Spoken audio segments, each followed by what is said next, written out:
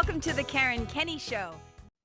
Hey, you guys, welcome to the Karen Kenney Show. I'm super duper excited to be here with you today. And I'm just going to dive right into this episode. I think I'm going to call it When Winging It Won't Work. That's a tongue twister. Hold on. When winging it won't work. Or I might kind of explain why sometimes winging it isn't the smartest option or best thing to do. So I'll do a little storytelling today. I'm going to kind of connect some dots about where the inspiration for this episode came from. And I just want to start with a little, I always tell my people who join me for writing workshops and stuff like that we don't do any disclaiming, right? When it comes time to read and share your work, we don't have to disclaim it and say, oh, well, you only had 20 minutes to work on this and oh, this isn't very good and all of that. So I'm often a fan of not disclaiming, but I do need to do a tiny disclaimer, like hashtag Surgeon General's warning. I just want to say this. I really am a fan of trusting yourself, of when you have what is often called unconscious competence, meaning you've been doing something for so long that you just kind of naturally know how to access that information or share that wisdom. Or, you know, if you've ever heard somebody say, oh yeah, I could do that in my sleep, right? That's kind of like unconscious competence. And there are definitely times in our life where that's wicked great and powerful, and we can move through the world from that place, okay? Which is my way of saying that I think it's fantastic to be able to think on your feet, to move with the flow of things, to be able to pivot and to, trust yourself to know what you need to do so that you can wing it, right? So sometimes we'll go into a situation where it's a little bit more loosey-goosey. There's a little bit more room for, like, think about improv, right? When comedians do improv and it's like all they have maybe is a word that an audience member throws out, or a character or a place or a scene, and then they're off and running. Like with improv, you definitely want to wing it. That's a totally appropriate place. But there's some places in our life where winging it, or I should say sometimes in our life, in situations in our life, etc., when winging it won't work. So I'm going to let you in a little personal backstory. So first of all, I'm going to hold up two books so that I place this into context. So if you listen to my episode called Spiritual Team Ass Kickers, and if you are a loyal listener to the show or follow me on social media or anything like that, you have heard me talk about my love for this guy. Okay, so David Goggins. So I'm going to hold up his first book. His first book is called Can't Hurt Me: Master Your Mind and Defy the Odds. This book is fantastic, by the way. So I read this when it first came out. You can tell I have the hardback edition. Like I pre-ordered that. So I was like, get me that book. So David there's so much I can tell you about him. Let's just see. Retired Navy SEAL and the only member of the U.S. Armed Forces ever to complete SEAL training, U.S. Army Ranger School, and Air Force Tactical Air Controller training. The guy's unbelievable. He has a former Guinness Book World Record for completing 4,030 pull-ups in 17 hours. I mean, guys, he's hardcore. He is like one of the hottest. I'm just going to say it. Block your ears, warning, explicit warning, block your ears if there's little ones in the room, right? Cover those little chips of theirs. He's like one of the hottest and baddest motherfuckers on the planet, is all I'm going to say. I will say this. He's also completed more than 70, because I'm just putting it in context, putting this guy in context for you. He has completed, listen to this, 70 ultra distance races, often placing top 5 when he runs those. So think ultra distance is like 100 miles, 200 miles, 250, like hardcore miles, right? I know he did I think he did a bike ride like 444 miles, almost like nonstop. It's like insane. He also works as an advanced emergency technician in a big city emergency room. And he also, at 47 years old, became a wildland firefighter, which means they're those guys that jump out of planes into the fire zone, right? So he's unbelievable. This is his second book I'm holding up. Never Finished. Unshackle your mind and win the war within. Now, the reason why I'm telling you all this and showing you all this is because this recently inspired me once again to not wing it, to rethink the approach that I was about to take with something and why it's important sometimes that we don't. And I'm going to give you a couple of examples. So here I am. I just finished, this book just came out. It's fantastic.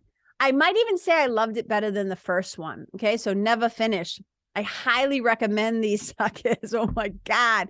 In fact, I just mailed 2 of them to one of my one-to-one clients because they're that good. I did a post about them on social media because I really, really love David's storytelling, the way he comes at things. So as you can tell, like, this guy does not, how do I say this?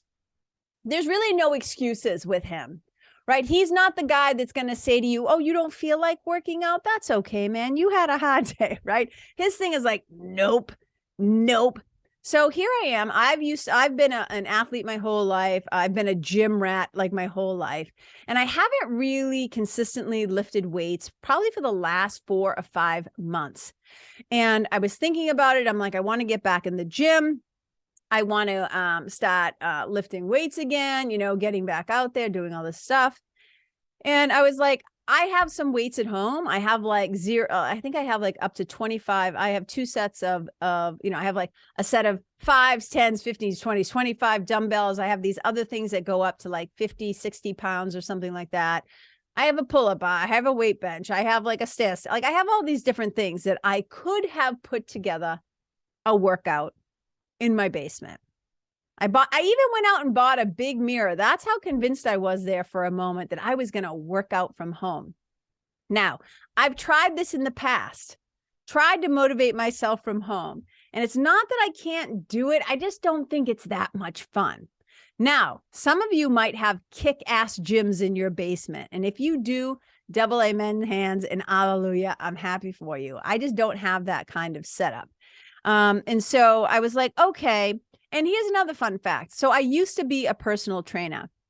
When I first left Los Angeles to move back here to New England, right, to this area, I became a personal trainer out in California. I took my test. I passed my exam. I got the card, the whole thing.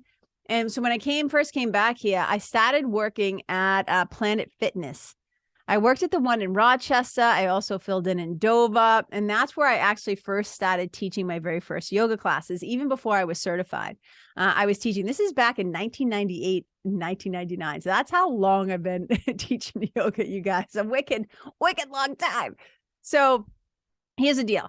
I never re-upped my certification, but I knew my way around a gym. I've always felt comfortable with weights and learning new exercises and things like that. So here I am, like, kind of talking to myself and thinking, now this is prior to reading Goggins' second book. Okay. So I'd already read Can't Hurt Me, you know, a couple of years ago when it came out. And so this is me. I'm like, oh yeah, I'm going to get back into lifting weights, da, da, da, da. Then I get this book, Never Finished, and I start reading it and I start thinking about his level of excellence. And I start thinking about my level of ability to craft a workout program, a strength program, a nutrition program for myself. And I start to kind of compare the math, right? And I often say this, like my stepfather did a lot wrong. He did teach me a couple of things, though, probably inadvertently, right? #accidental teacher. And one of the things that he said to us so many times when we were kids is, you know, don't do anything half-assed. If you're going to do it half-assed, don't bother doing it. So I'm the kind of person who likes to do things well. I like to take care of the things that I own. I try to have, you know, gratitude and appreciation, especially as a kid growing up who was, you know, first world poor, didn't have a lot of money. That's why, like, I keep my car pretty clean, you know, especially on the inside. Yeah, I could use a car wash right now, but hello, snow, winter, New England, salt and mud, right? So, but I try to take good care of the things that I own. One of them being my body, right?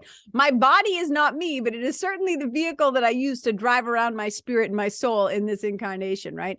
So here I am, like, all right, so I'm starting to do this thing where I'm like, yeah, well, I could wing it. I could just wing it and like put together a program for myself.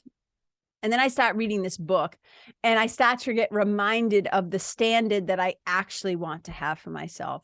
This standard of excellence, or this standard of commitment, this standard of investing in myself in a greater way. Because I'm 54 now, right? Hello, menopause years. The body is shifting and changing.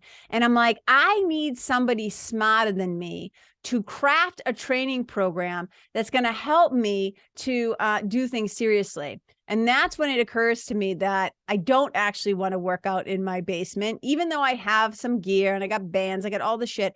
I'm like, I want to go back to the gym. So reading this book starts to light a fire under my ass. I start to get really excited. And then I'm like, you know what? I got to talk to my buddy Jordan. So if you guys have listened to this podcast, like all of the episodes, some of you may or may not have, but episode number 4. So Jordan Drain's Conscious Muscle. He was the first guy. He was the first guest, I should say, that I ever had on my show. So the first 3 episodes were solo episodes, me kind of introducing myself to the world. And then I had Jordan on. And Jordan is somebody like his episode, actually I'm having him back. So he is episode number 4. And he will also be the episode after this one. He's going to be number 204, which is really fun. So I knew I was going to be interviewing him for the podcast. So we got on a call and, as you know, we're doing the whole interview. And I say to him, hey, man, I'm going to hit you up for a new program. And he's like, yeah, sure. I got you covered, or whatever he said. And when that interview ended, he and I continued to talk. And I realized that my goals and what I want to accomplish for myself, because I'm not a nutritionist. Yeah, I've been vegan for over 20 years. I've been vegan like 11 years longer than him. But I'm not a person who like tracks my calories or tracks my macros or like really tracks my protein and stuff like that. I know how to do it, but you know, there's just a time when it's like, and I did a post about this where I said, yeah, I could kind of put together a quote unquote decent, I'm doing little air quotes, decent workout program for myself, right? Something that would help me to get by, or quote unquote, get back in the gym. But I wanted to do something more seriously. I didn't want to wing it. I didn't want to wing it because this means a lot to me. And here's one of the things that I see when I'm out in the world and when I see older people, right? And as women, especially you guys, as women, if you're listening, if you can hear the sound of my voice, lean in close and listen up to this. One of the greatest things that we can do for ourselves as we age is to have more muscle on our body. I'm not talking bodybuilding muscles like Jordan, but I'm saying the more muscle mass that we have, the higher bone density that we have, which we often get from doing weight-bearing exercises and strength training, the better it is for us. Because, and I've said this on other programs before, it's like, you know, when old people fall down and they can't get back up, it's because they've lost strength and they've lost mobility and flexibility. They don't have, and their bones break because they don't have good bone density. That is not something, I mean, I've been vegan, like I said, for over 20 years. I know how to do it well, and I know how to do it right. But because I was going to be training, like strength training 4 days a week, doing cardio 5, however many days a week, I'm like, I want to do this right and smart, and I want to fuel my body right, and I want to work my body right.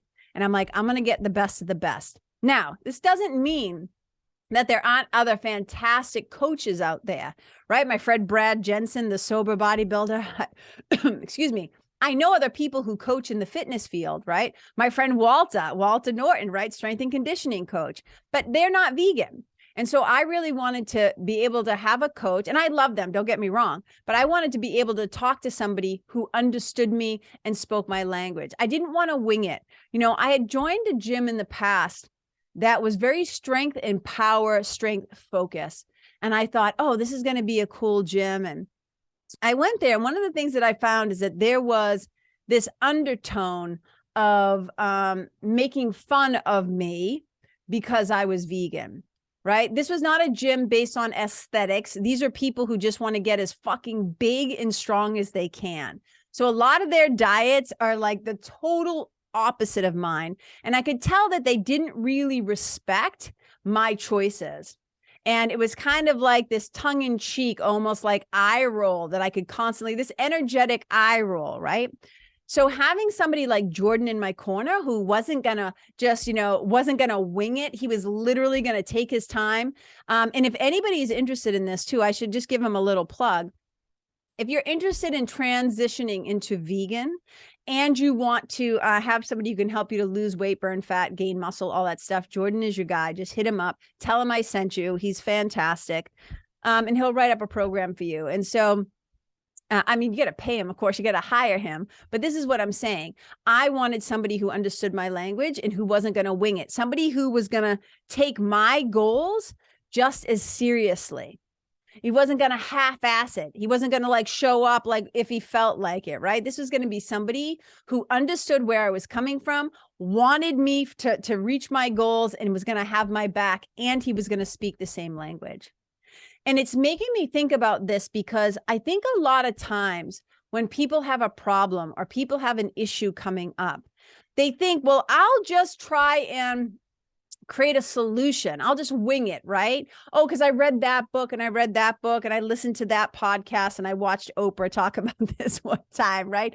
So when it comes to like, maybe spiritual work or personal development or self-help or whatever, all these things of transformational, right, work that people want to talk about, a lot of times people just try to like improv it. And this is one of those times, besides the physical, when you want somebody who understands how the body works, right? Like people like Jordan. When it comes to the spiritual work, yeah, you can try to like wing some of this stuff, and you should, because that's what experimenting and finding out what feels right and true and good for you is about. But also it can be wicked helpful to have somebody who like, this is their profession.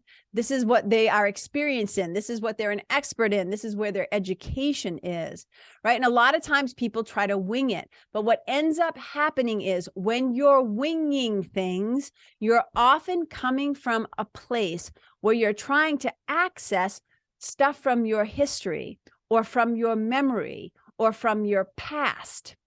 And if those things would have worked before, right, you wouldn't be where you are now needing them, like needing help again. You know what I'm saying? It goes back to what Einstein says. I feel like I quote this quote every freaking time I do a podcast. But, basically, you cannot solve a problem with the same level of consciousness, with the same mind, with the same level of thinking that created the damn problem in the first place. So when we're trying to create solutions and just wing shit out of things we've done in the past, sometimes it's like, well, that's great. Maybe it'll work. But if we want to put our best foot forward, like if we want to do, like, again, holding up Goggins, if we don't want to settle for half-ass, this is when you want to call in an expert. This is when you want to like dial it in. Now, here's the thing. Okay. Again, I think that there are times when it's okay to think on your feet. It's okay to be creative. It's okay to improv. But there are certain times when winging it won't cut it, when winging it won't work.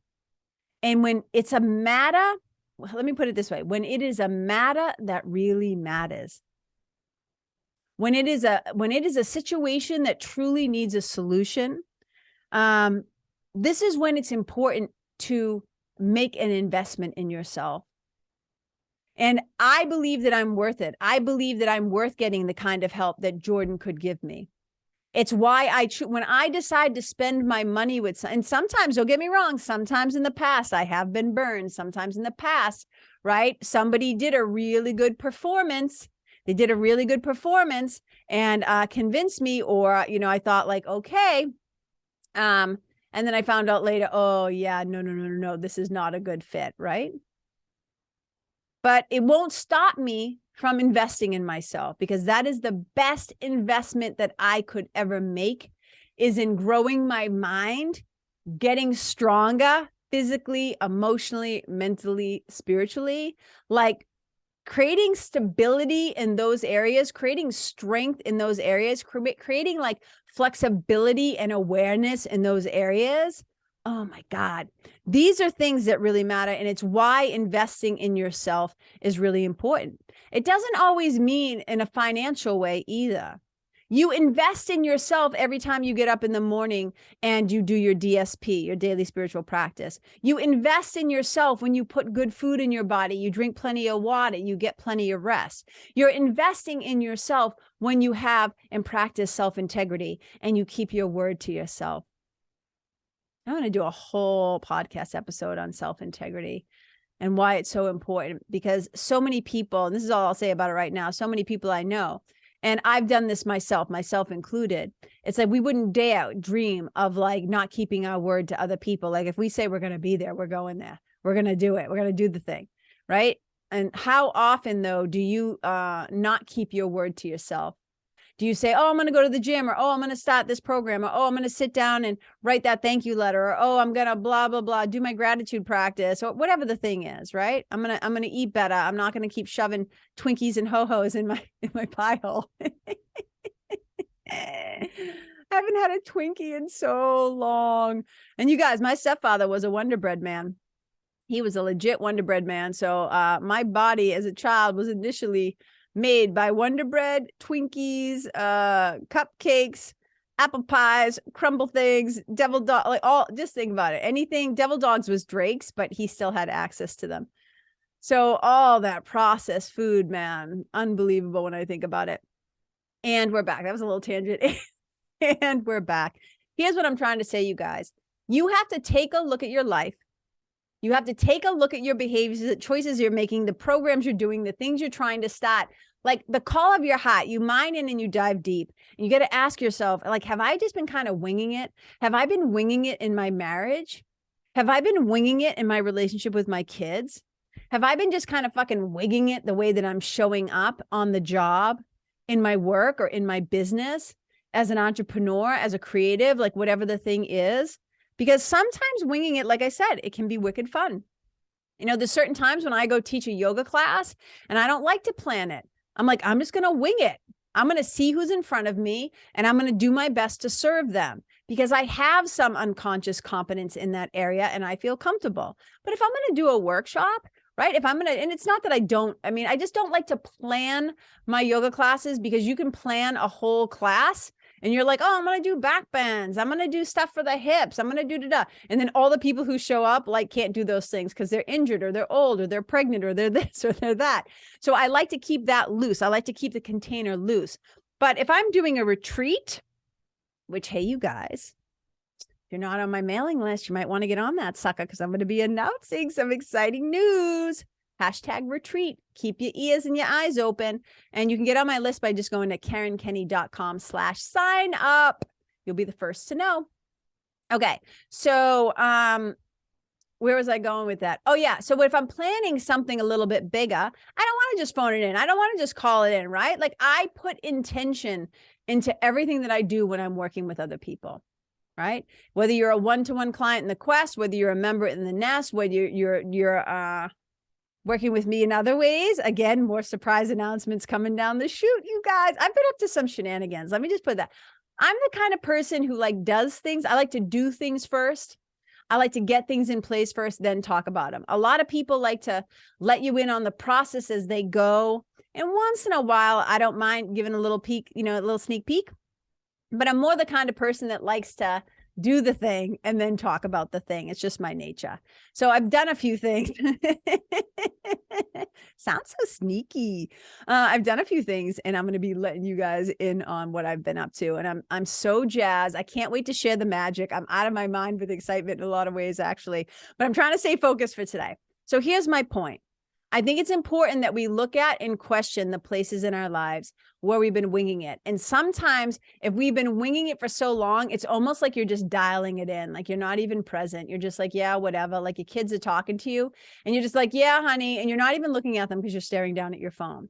It's not about I'm not trying to make anybody feel bad or guilty or whatever. Just be honest. This is my big thing with my clients. I always say, I can't help you unless you're transparent and honest with me. Because the point of hiring somebody like me isn't to try to then look like you already got it all figured out, or that you're quote unquote wicked spiritual, or that you don't need help. I'm like, then why hire me? Right? We have to be willing to be vulnerable. Like when I hire somebody, but whether it's for fitness or whether I work with somebody in like called spiritual development or healing work, I'm not going to go there and pretend like I have it all figured out. That doesn't help me. And it certainly doesn't help them to help me. So we got to be willing to be vulnerable. We got to be willing to call ourselves on our own bullshit, but in a loving way. And we got to show up in curiosity and say, yeah, I've been kind of phoning this in. I've been kind of winging this thing, this project, this person, this place, this relationship. You know, like you just kind of stop taking care of your house, or you stop taking care of your yacht, or you stop taking care of your car, like the things you own. Maybe you haven't been taking your pets, your dogs, you know, for as many walks as they need. Like any place you've been phoning it in and just fucking winging it and saying it like, yeah, whatever, and half-assing it. Like, why are the things in your life, why are you willing to put them in the half-ass category? Again, these are not questions to judge yourself about. These are to show up in curiosity. What has happened that's allowed you to just go like, yeah, I'm just going to wing it. Fuck it. I don't care. Because, you know, how you're showing up in your life, you are creating your experience. It's all connected. And so one of the things that I love about Goggins, going back to him, is that he doesn't settle for less. He doesn't settle for half-assed. He pushes himself. Now, some people, right, don't read everything you read on the internet. Like read especially the second book. You really get a great insight into how his mind works, right? And this is that whole thing, right? Unshackle your mind and win the war within, because that is the truth. The greatest thing that you're bumping up against and fighting against is yourself. And whether that's your procrastination or your quote unquote laziness or your resistance, right? Your habits, all those things. So winging it can become a habit.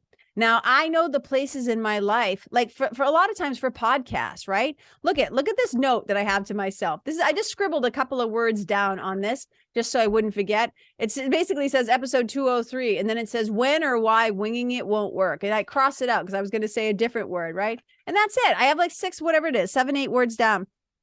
And so I wing it, quote unquote, a lot on this podcast because I trust myself. I trust that I'm going to know what to say. And if you've been listening to this podcast, you've probably heard that I do not have a shortage of words, that I do show up and I do know how to do some storytelling and I do know how to connect the dots and all that stuff. So this is a place where I can be a little bit more loose. But when it comes to working with my clients, when it comes to working with others, where people have invested in themselves by investing with me, I take that shit very seriously.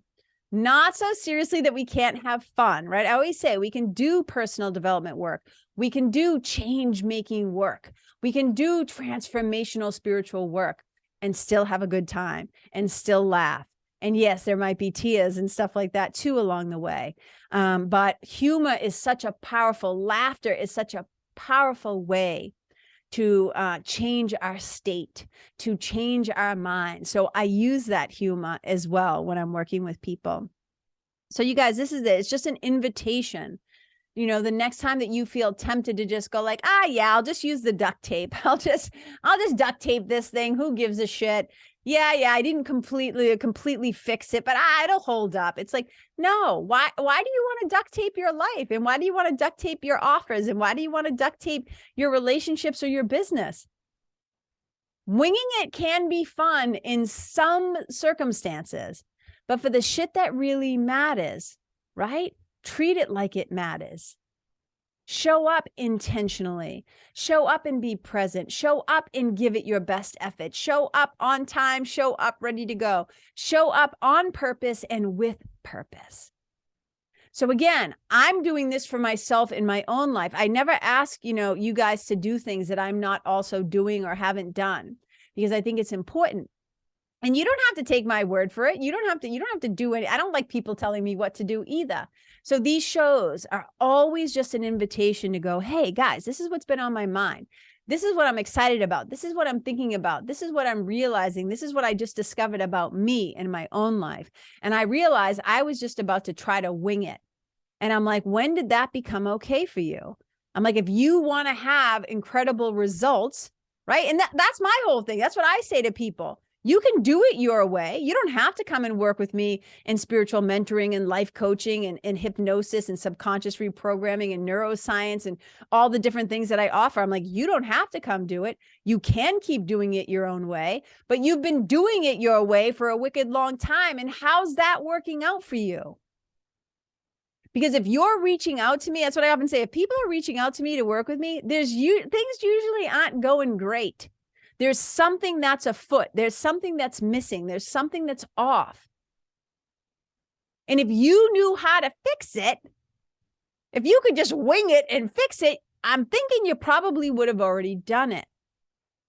So I take other people's desire to be more happy and more peaceful and at ease in their body, to have more confidence and courage in their life, for using their voice, right? For learning tools to navigate this being human, to help them with their anxiety, to help them with, just the whole thing.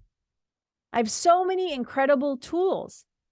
And that's the thing. It's like, I have a few tools. I have some tools for the gym, but nowhere near how Jordan can envision where I want to go and how to get me there. That's the great thing about coaches and mentors. I talked about this, right? The value of having a mentor, episode 200, is that we save you time. We often save you money. We save you suffering. You know what I mean? Because we've gone ahead. So I can say to Jordan, these are my goals. And he can say, okay, I know exactly how to get you there. And he wrote me up a program, and I have my macros, and I have my calories, and I have my exercises 4 days a week. And I use this incredible app where I get to punch things in, and it tracks everything. And it's so cool, and it's so fun, and it's so tangible.